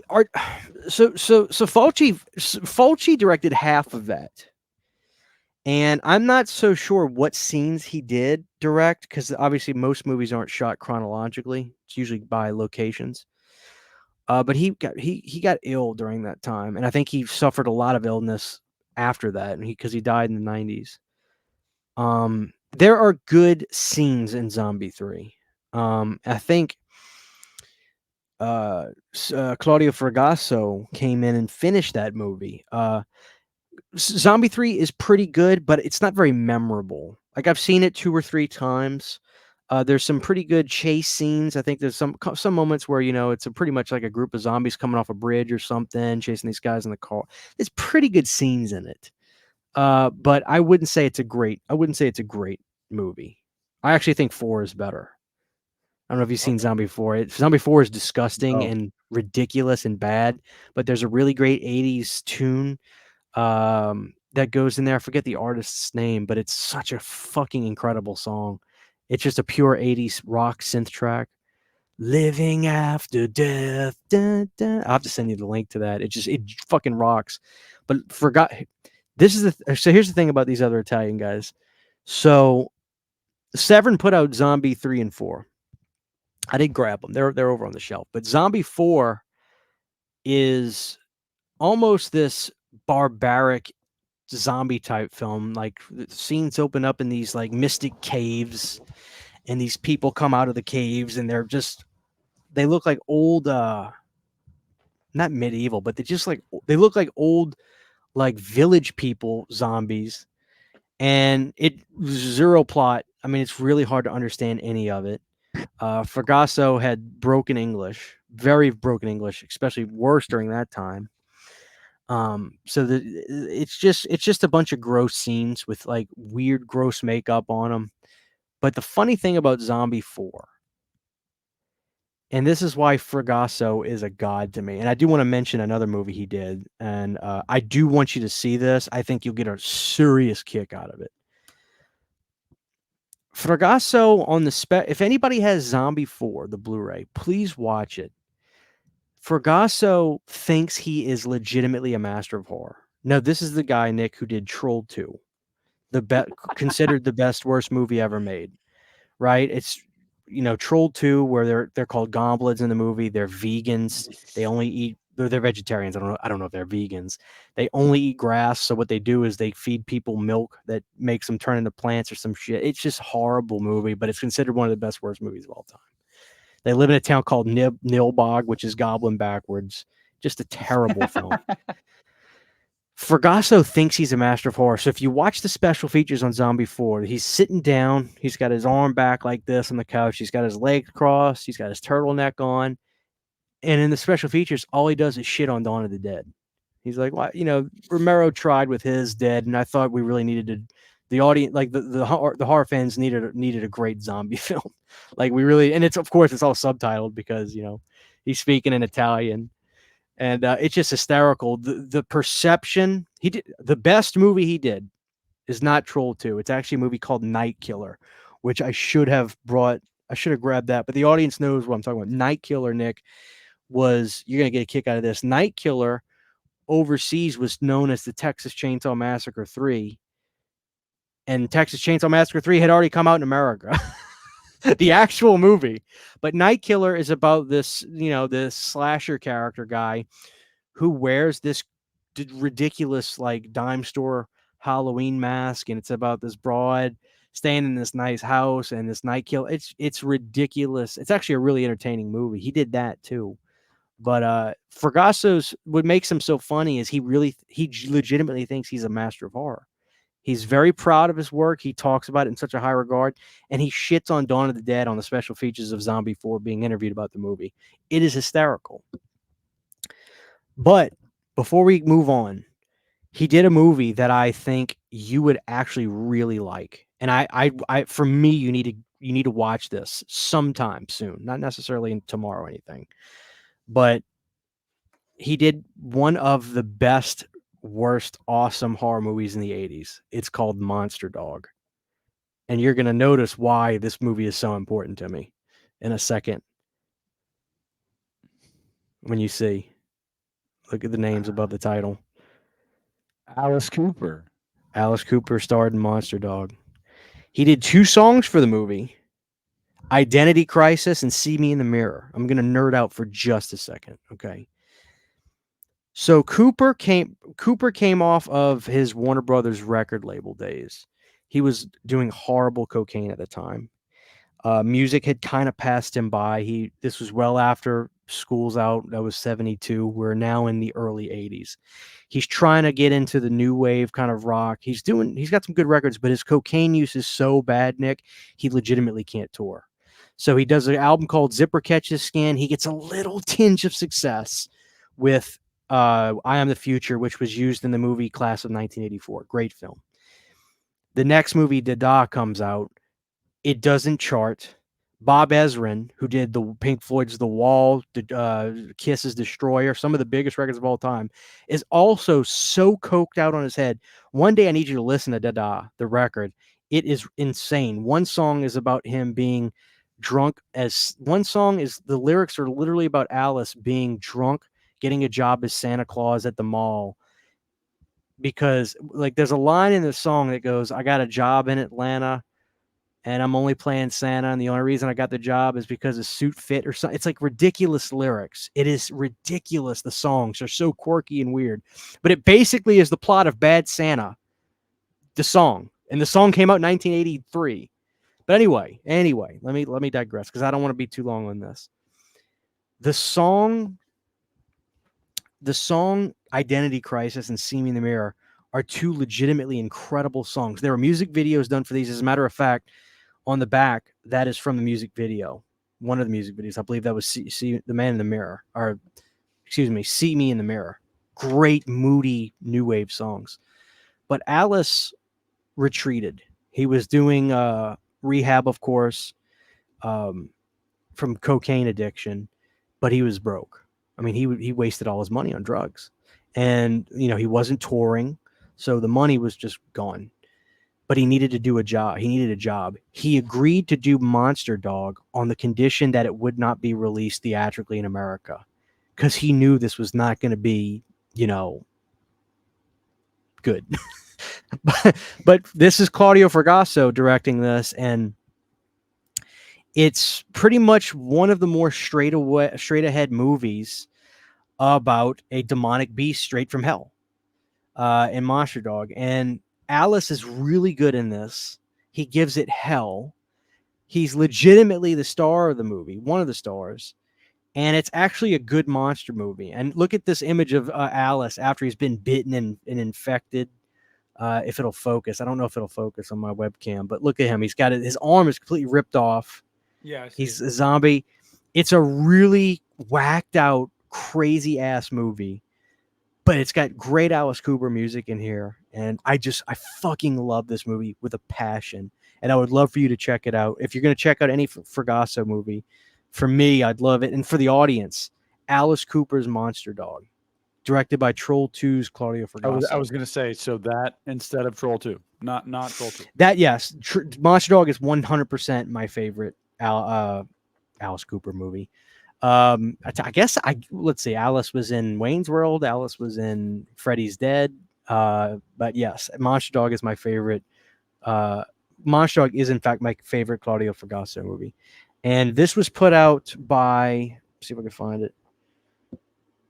This was put out by just 20th Century Fox, MGM. Oh, Kino Lorber put this out. Should still be available, guys. I hope it gets a 4K one day, but yes, please check this out. Everybody, I'm begging you. And please listen for the Identity Crisis and See Me in the Mirror songs. They're great songs. They're fucking incredible songs. So yeah, great movie. And there's great gore. The Beast is awesome in this, and Alice goes for it in this. He gets fucking trashed. Oh, and also Fragasso had a alias. They wanted to try to. This movie came out on VHS in America, and so to kind of there was a bias, Nick, during this time. People didn't want to see Italian horror movies, so all these directors would have American names. So Claudio Fragasso's American director's name was Clyde Anderson. So if you ever look on the back of a movie and you see Clyde Anderson, that's Claudio Fragasso. And they love these. Not all of them use aliases. Like Argento, I don't think did. I don't think he did ever. But for some of them, they used alias names. So yeah, this is going to be the sleeper recommendation of the video for everybody is Monster Dog. But Demons 1 and 2, we can talk about Lamberto for a second. I don't know how you feel, because I don't know if you're big fans of these movies. I'm assuming you are. I'm a Demons 2 guy, but I'm in the minority. Demons 2 is a lot more full moon features, a little bit more over the top. Great music in both.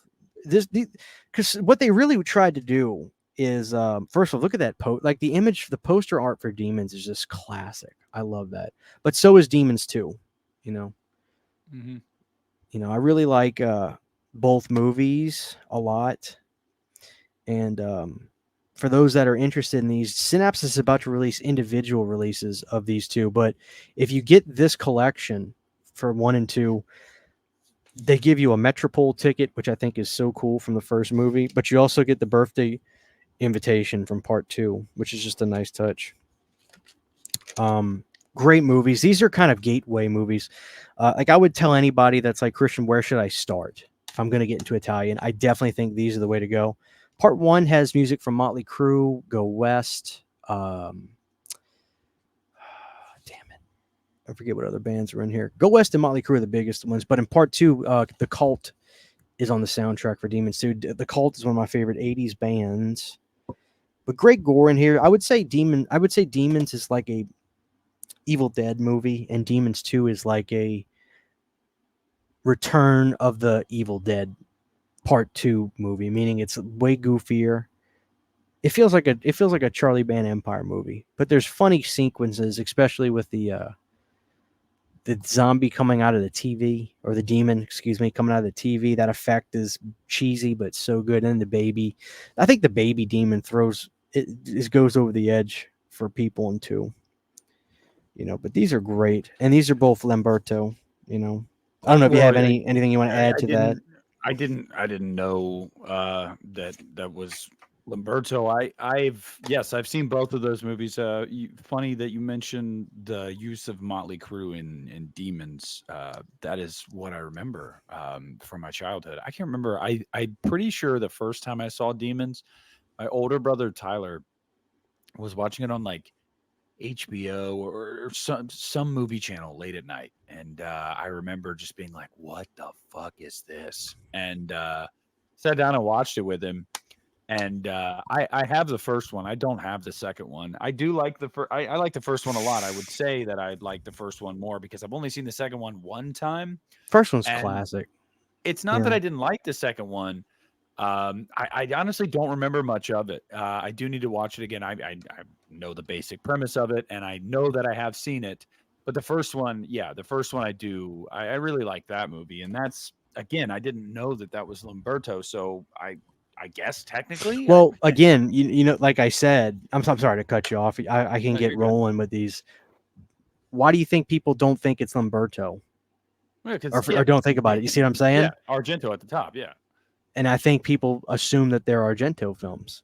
And this goes back to something I said in the beginning. When these movies got good press during their time, because these were trying to be crossover titles. Argento was vocally saying, "Oh, these are really my movies. I mean, I really directed these," And Lamberto was pissed. Still, I don't know if Lamberto's still alive, but dude, pissed. And he refused. And if I can, because this has me thinking about something. I know you said you saw Cemetery Man, which is clearly going to be the main event of this video. But Lamberto, no, never mind. No. This actually does go together. So Lamberto and Dario were gonna do another production together, but they hated each other. So Michael Soavi did The Church, and then Dario produced that. But I remember reading that they were gonna do other stuff together, but they hate each other so much that they didn't. I don't know if you've seen The Church, Nick. Can I tell you about The Church for just a second? Yeah, I haven't seen it. This is the Italian Prince of Darkness. This movie is fucking incredible. The only thing about the Italian movies that are so funny to me is the couples, like when they have somewhat of a love interest in some of these movies, they fuck within the first 2 hours of knowing each other. And The Church is no exception. This guy goes to the church for, I don't remember if he's working there or not, but long story short, like this girl who is doing some investigating at the church, and this guy the girl is painting there, and the other guy is investigating or doing research. They meet, they fuck that night, just straight out. But this movie is a gothic, religious, just masterpiece, and I think this was that church. There's this church in Germany, this fucking massive cathedral. I think that was the one they used in this movie. But the church is great. Definitely, I will say this about the church. Definitely does feel like a Dario film. Definitely does. But this is a classic. The Church. The visuals of this are so haunting. And I think like the irony is like there's the depths of hell in the church, but it's kind of like I said, it's kind of like Prince of Darkness. Like the hell is concealed within the catacombs of the church. And they're like, it's like under a religious seal, but the seal gets broken. And this fucking like bat gargoyle guy comes out. If I can, gotta show you the just image of this. Like, see that thing grabbing the girl? Like it is the visuals in the church are sensational. This is a really good movie. Funny enough, gargoyles have kind of always freaked me out. Oh, dude, that's why Midnight Mass got to me, because like that thing looked like But yeah, the church is great, guys. If anybody's interested, this was the Severin 4K, and I highly recommend that. If you want to watch the review on my channel, go ahead. I did review that. But if I can, I'm assuming you want me to keep trucking along here. I got to put over probably what the best score is in any Italian horror movie, bar none. Here's the catch. I'm not a big fan of this movie, though. I'm not. It's considered a classic. Most people adore it. That's Deep Red. This is considered an Argento staple. I don't think it's bad. It does not connect with me. There are some creepy visuals. Like there's this fucking doll. Let me see if the doll is on the reverse art. It may be.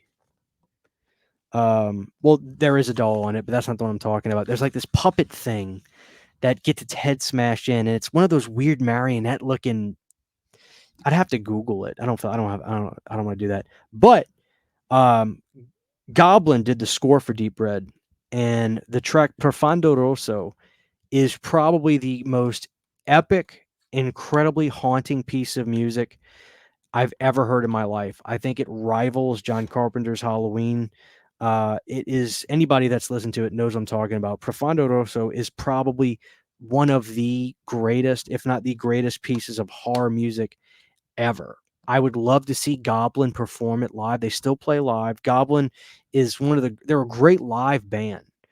But if you make it an Italian, if you want me to watch an Italian movie and you tell me Goblin did the score, I'm gonna watch it, hands down, because their music is intoxicating. And Deep Red is, without a shadow of a doubt, in my opinion, the greatest score. I just don't love the movie. It's considered a classic, though.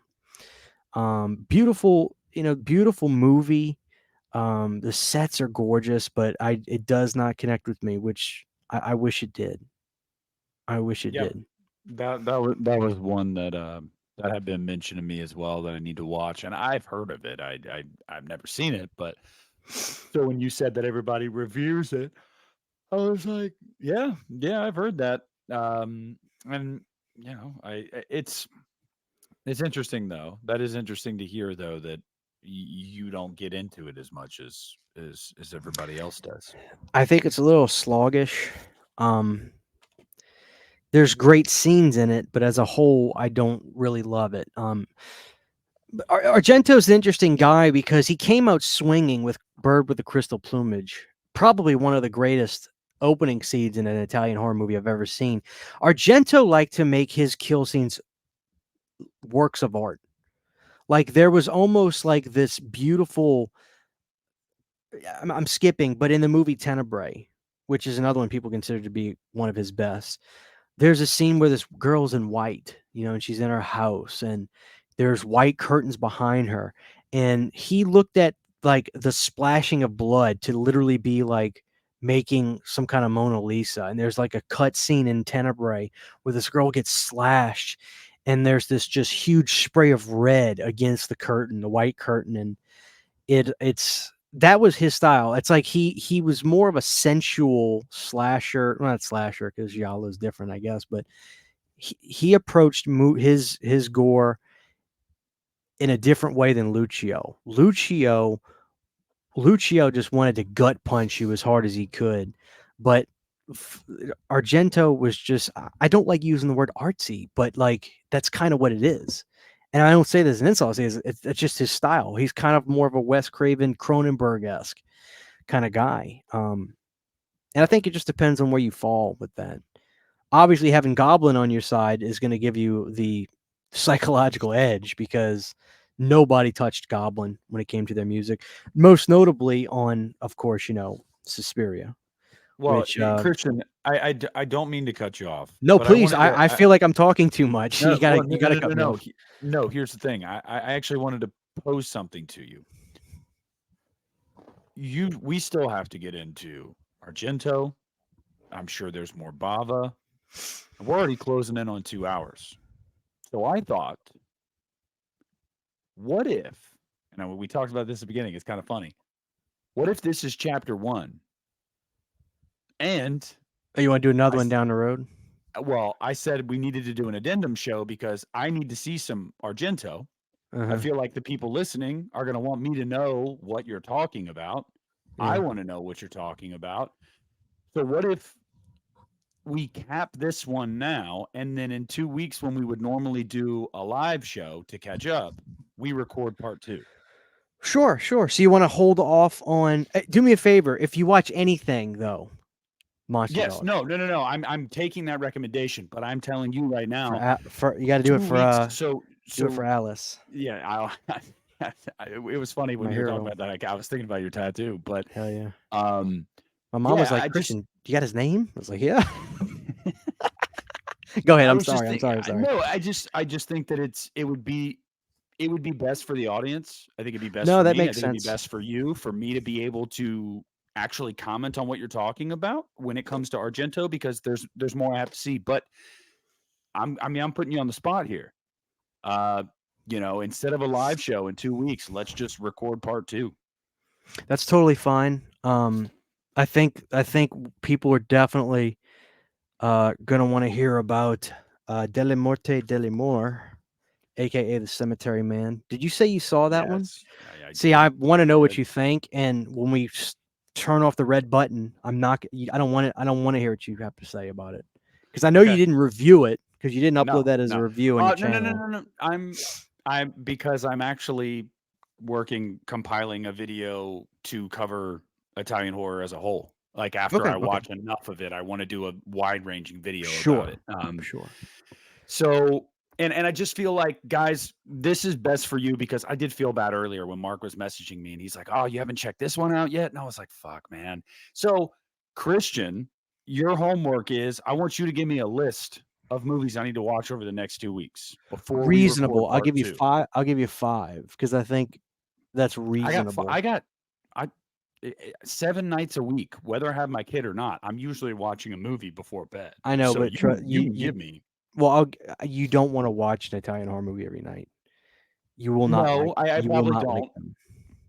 But I want to do this for y'all listening, and I want to do this for you too, because I know you don't want it to be like. What am I saying? What the fuck am I saying?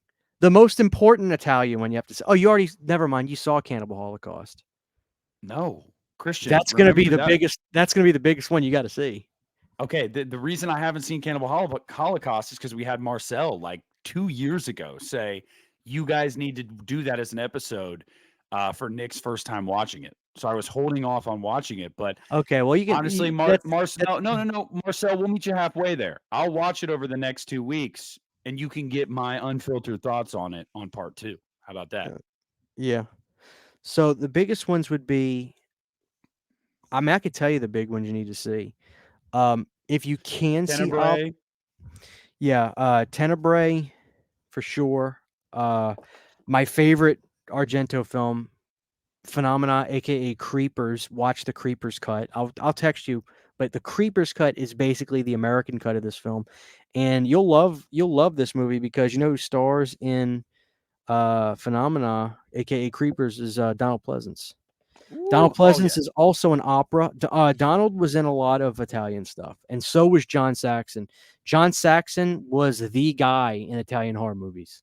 He was the bridge that connected. That he was the name that was put on the movies To bring American audiences bring in. an American audience in. That's exactly right. It's exactly right. So yeah, let me stop because I lost track of time. I didn't realize we were going that long. No, but this is what I'm saying. I just want you to understand. I'm doing this, one, because there's a lot of shit to talk about, and we can't fit that into 2 hours. And Right. two, there's stuff I need to see still in order to be able to give you feedback and the people the feedback. So, because I didn't even realize until today when I was messaging Mark, I was like, wow, I've really only watched like Fulci. That's like all I've been watching is Fulci. Well, and there's still stuff I gotta see. I mean, I don't want you to think I'm an expert on this. I mean, I've seen a good bit, but there's still stuff. I mean, there's early 70s giallos I haven't seen, but there's also more Fulci I would love to talk about. Like, there's a movie called Don't Torture a Duckling that is about. This is straight up Fulci commenting on the Catholic Church back in 1972. I love that type of shit.